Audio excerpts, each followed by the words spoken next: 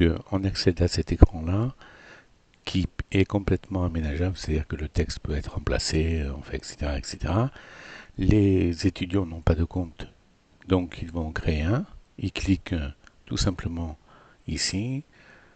Comme ça s'adresse, on peut ici mettre les populations auxquelles ça s'adresse, mais on avait prévu que ce soit à tout public parce que c'était une inscription à Subtech qui était prévue. Il donc passe au formulaire de renseignement d'identité. Là, c'est assez simple. Le numéro de téléphone est obligatoire. Donc, il saisit ce numéro de téléphone donc, à 8 caractères, 8 chiffres. Le numéro d'identité nationale là, il est marqué optionnel, mais il était rendu obligatoire. Donc, par exemple, je vais en saisir un. Excusez-moi, ça, ce sont des essais. Voilà. Le genre, le nom,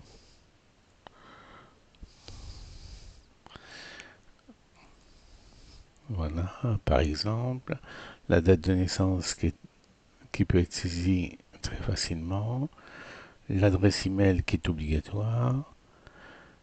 Et on passe au formulaire que vous connaissez.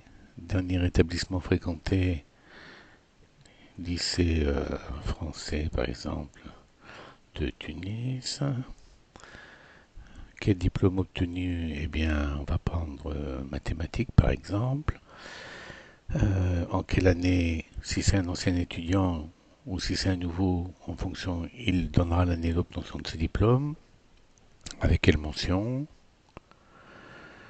Le niveau du bac, donc on le changera, on mettra entre parenthèses bac plus un comme vous l'avez demandé, si les étudiants ne s'y retrouvent pas, mais on peut le faire, on peut laisser ces deux champs, numéro étudiant et numéro matricule, pour, par exemple, les identifier en fonction du numéro qu'ils avaient chez vous, dans votre école, et un petit captcha pour la sécurité à saisir.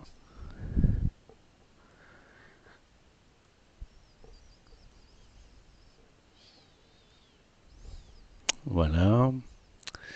Et à ce moment-là, il y a la création du compte PGI et du compte Google. Donc, ils obtiennent une sorte de passeport ONT dans lequel il y a l'identifiant, le mot de passe provisoire, l'adresse email courte que vous connaissez sous Google, qui est donc le compte Google, et un alias qui est construit pour faire un email long, canonique, compréhensible. Ici, deux possibilités. J'accède à Google pour valider mon compte en cliquant sur ENT. Donc classiquement là, on va ouvrir Google et ils vont valider leur compte, ils vont accéder à leur messagerie électronique, Drive, etc. Et ce qui était prévu, c'est qu'ils puissent poursuivre leur inscription en ligne ici, très simplement, en revenant donc, puisqu'ils ont eu un mot de passe provisoire, au panel de login de connexion, préinitialisé avec l'identifiant fourni et le mot de passe provisoire fourni. Ils n'ont qu'à cliquer. Alors je rappelle que la petite flèche que vous avez demandé de changer, qui est ici, c'est un objet graphique prévu pour les étudiants, pour les téléphones, pardon, et qu'on peut mettre effectivement des boutons, mais là c'était principalement adapté au téléphone. Donc je vais changer mon mot de passe. Là on a vu que on a aussi ce panel qui a été initialisé avec le mot de passe provisoire. Je valide, j'ai changé le mot de passe et là je peux donc compléter la fiche qui est déjà pré-remplie avec ce que j'ai rempli pour la création du compte, hein, on le voit ici très nettement. J'ai la possibilité de déposer une photo de- d'identité.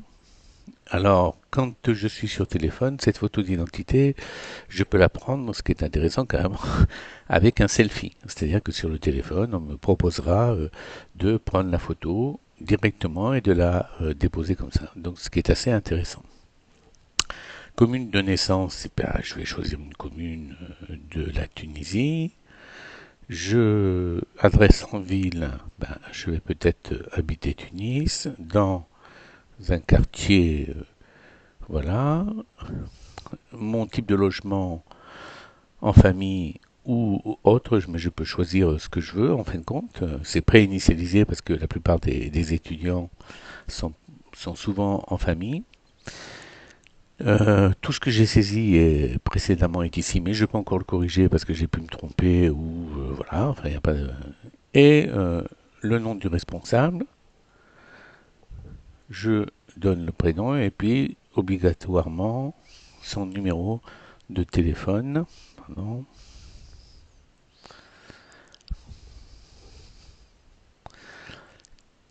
Éventuellement son email. Pas obligatoire, mais ça peut être rendu obligatoire. Situation familiale, nombre d'enfants, situation militaire, tout ça c'est préinitialisé. Si aussi est préinitialisé avec un handicap, donc éventuellement je peux choisir mon handicap et le taux de handicap. Dans ce cas-là, je peux être salarié ou pas. Donc si je suis salarié, je dis oui et je vais renseigner euh, quelle profession parmi des nomenclatures, quelle profession j'occupe. Voilà. Parmi une nomenclature qui est française, mais qu'on pourra adapter et corriger pour la Tunisie. Je complète, voilà, si je suis orphelin, machin, etc. Et je vais compléter pour terminer, si c'est obligatoire, par le nom de la mère et le prénom, et j'enregistre. Cette opération est assez rapide, parce que vous avez vu que j'ai pu saisir très peu de choses en fin de compte. Et à partir de ce moment-là, on avait prévu évidemment qu'il candidate à l'entrée dans votre école en faisant ici préparer une candidature. Mais on peut maintenant dire, après tout, qu'ils indiquent où ils sont inscrits chez vous. Euh, et dans ce cas-là, eh bien, ils pourront choisir une des formations autorisées par le bac mathématique dans votre établissement. Donc je peux prendre cette formation-là, j'enregistre, et c'est bon, là, après, il y avait toutes les procédures d'envoyer, etc. J'envoie la. C'est-à-dire que là, à partir de ce moment-là, je suis sûr que de ce que j'ai fait, j'envoie la candidature en question. Et ce qu'on avait prévu, mais là, ce qui va apparaître, c'est qu'effectivement, là, pour les candidats extérieurs, il y avait une facture qui pouvait être émise automatiquement, etc., etc. Voilà. Donc, je m'arrête là parce qu'à partir de ce moment-là, on enlèvera la facture, hein, évidemment. On peut dire qu'ils se sont préinscrits, plutôt préinscrits, parce que vous aurez quand même à vérifier qu'ils n'ont pas fait de bêtises. Voilà, c'est tout.